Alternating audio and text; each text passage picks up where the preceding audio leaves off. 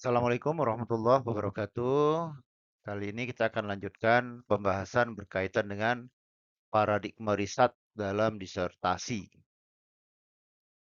Penelitian merupakan proses sistematis yang dilakukan untuk menemukan, mengembangkan, bahkan sampai menguji suatu teori atau hipotesis agar kita bisa memperoleh pengetahuan baru atau memecahkan suatu permasalahan. Penelitian itu juga memiliki paradigma, ya, yaitu cara peneliti memahami suatu permasalahan. Jadi ketika kita menemukan masalah penelitian, kita memahaminya seperti apa. Lalu metode yang cocok untuk menguji masalah tersebut agar mendapatkan solusi, metode apa, ya, agar kita dapat menyelesaikan masalah tersebut secara baik. Nah, itu namanya paradigma penelitian. Nah, paradigma penelitian ini memiliki 4 fungsi. Yang satu memberikan landasan filosofis agar kita punya dasar pemahaman tentang realitas dan pengetahuan yang kita hadapi pada fenomena yang kita teliti. Yang kedua, agar kita punya arah metodologi penelitian. Ya, kita bisa menentukan metode penelitian yang sesuai dengan paradigma yang kita anut. Kemudian yang ketiga, kita bisa melakukan identifikasi atas pertanyaan penelitian, membantu dalam merumuskan pertanyaan penelitian yang relevan dengan fenomena masalah.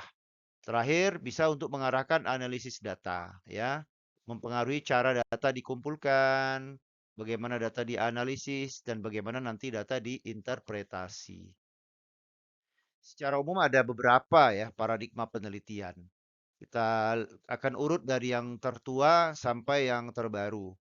Ya, pertama ada namanya paradigma positivisme yang dicetuskan oleh Auguste Comte tahun 1830-an.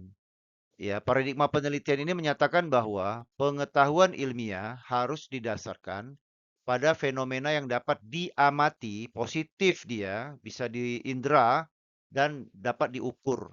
Ya, ciri utama paradigma ini adalah melihat realitas bersifat objektif dan dapat diukur. Penelitian itu bebas nilai, kemudian mengutamakan generalisasi dan prediksi. Nah, paradigma ini menggunakan metode penelitian kuantitatif ya, sehingga yang dilihat adalah empirisme atau realitas ya.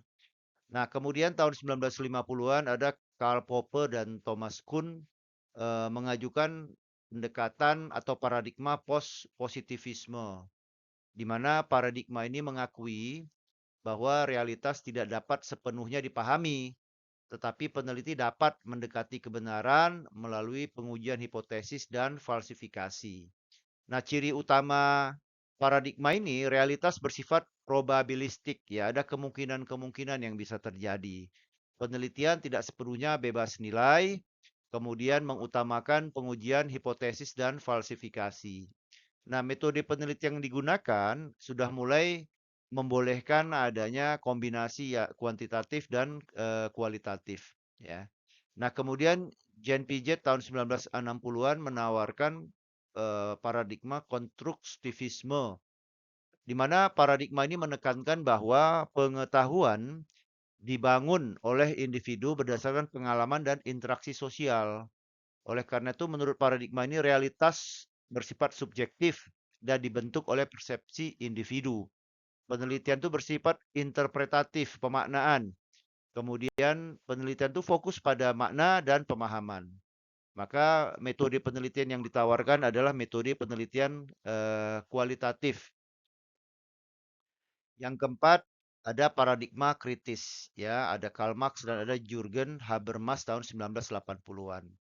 Nah, paradigma ini berfokus pada emansipasi dan perubahan sosial melalui pengungkapan ketidakadilan, dominasi kelompok tertentu ya.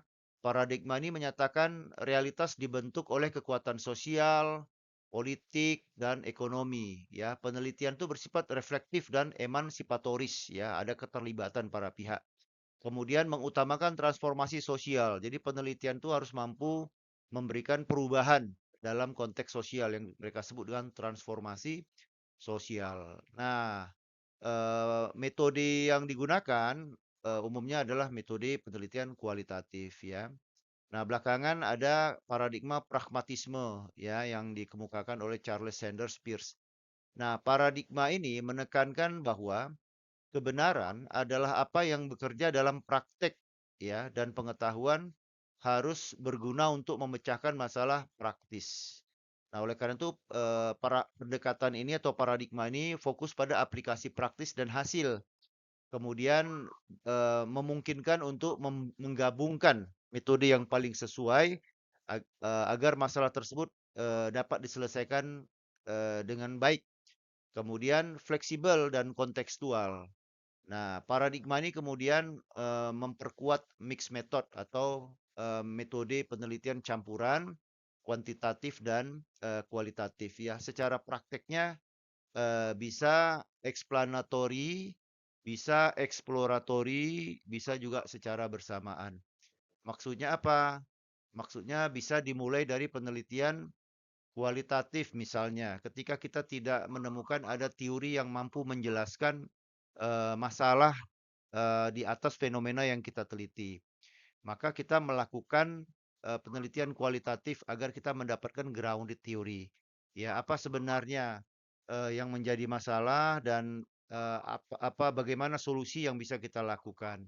Nah, ketika kita sudah melakukan penelitian kualitatif, kita sudah mendapatkan variabel-variabel yang ternyata mempengaruhi terjadinya masalah tersebut. Lalu kemudian penelitian kualitatif ini bisa kita lanjutkan dengan melakukan uji hipotesis, yaitu dengan melakukan penelitian kuantitatif.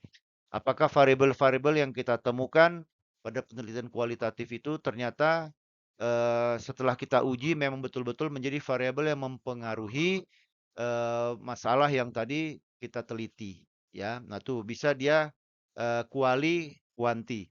Bisa juga kuanti, kuali, ya. Misalnya sebuah fenomena masalah itu sudah ada teori yang menjelaskannya.